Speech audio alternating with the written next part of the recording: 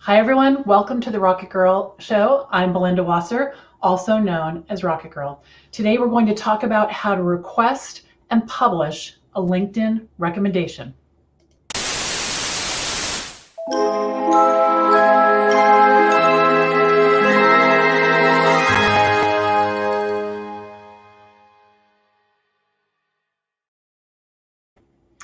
One of the really great ways as a virtual assistant that we can show how our clients feel about us is from a LinkedIn recommendation. I mean, what better than clients and past clients singing our praises right on LinkedIn, where really everybody checks us out before they hire us, right?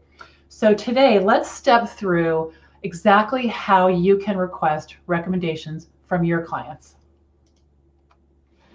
The first thing is to ask them first before you send the request. This is really important. People don't like to be surprised. This makes it much more personal. So have a conversation, a voice conversation, if at all possible. And if that's not possible, please send a very personal email to them. You can also ask past employers. So don't be shy about that. I have asked past employers years later, when LinkedIn first started doing this, if they would write me a recommendation on LinkedIn as well. And most of the time people are thrilled to do that. All right, so the first thing you want to do when requesting a recommendation is navigate over to the profile of the person who you're asking for. Okay, so in this case, Greg Sandor, and you want to click the More button right here, and then you will be brought to this window. Click on Request Recommendation, and this window will pop up. So there's two pieces here. One is your relationship. The relationship options are things like, they were a client of mine, they were a coworker of mine, I managed them, they managed me. So look through that drop down and find the relationship that best matches the relationship you have with the person you're asking for the recommendation.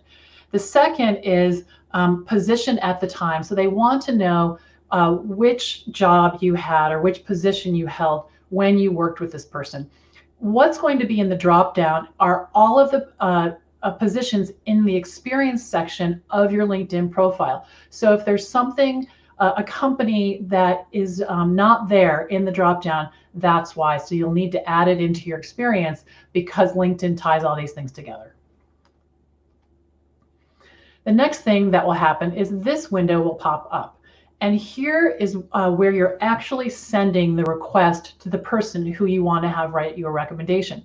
I highly recommend you put a personalized note here as well. And you can see the message here is, hi, Gregory, great speaking with you the other day. Thank you so much for agreeing to write a recommendation for me, Belinda.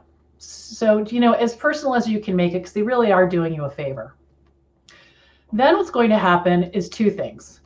One is a window is going to pop up to let you know that the request was sent, and the person you've requested the recommendation of is going to get a message via LinkedIn. Now, keep in mind that a lot of people don't pay attention to their LinkedIn messages. So if you don't hear from them in a couple of days or a week, I would send them an additional email via your regular email account and just say, hey, I just want to make sure you saw the message in LinkedIn. I know everyone doesn't check it all the time. Please let me know if you need any help. Thanks. All right. Then once they write the recommendation, you're going to get a message in LinkedIn Messenger. So you need to pay attention to that as well. And you're going to click on that link right there. All right. Once you do that, this window is going to pop up. Now here what you'll see is you'll see the recommendation that they've written, and you have a couple of options. You can either dismiss it and just change your mind. You don't want to publish it on your profile. You can ask for a revision. So let's say that could be a couple of things. They might have misspelled a word, or they might have, I don't know, included something that you'd like to have changed. So if that's the case, click ask for revision, and of course, very politely ask them to make that change. Or if they've misspelled a word, say something like, you probably didn't notice, but I think this word is misspelled, and I want to make sure that you're highlighted in the best possible light on my profile. And then when you're ready to add it to the profile, you just click this right here, and it'll be added to the profile. Okay. And you're done. It's pretty easy. Now, understand that it's also a good idea to walk through what it's like for your client or your former coworker, because sometimes they're going to need help as well. So let's see if we have any comments. And before I jump over there, I just want to tell you guys something real quick. I have a Facebook group that I would love to have you join. It's got 1,500 members in it today, and it's growing all the time. It's called the Virtual Assistant Connection, and you can find it in two places. One, by going to Facebook and typing the Virtual Assistant Connection in the search box at the top. The other is to just follow this bit.ly link, bit.ly.vaconnection.com, and click the join button. Over there, you're going to find all kinds of information about being a VA, whether you've been one for a while, are thinking about it, or what I wanted to say is been one for a really long time, like me. I've been doing this now for 9 years. So check that out. Come and join us.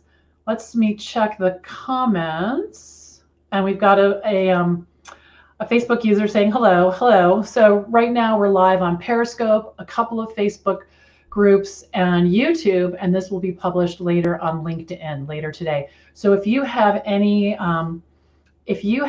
questions, please just put them in the comments, no matter where you find this, and I'll be happy to circle back around and answer the questions. So until then, I'm Belinda Wasser, Rocket Girl, signing off until next time. Bye-bye.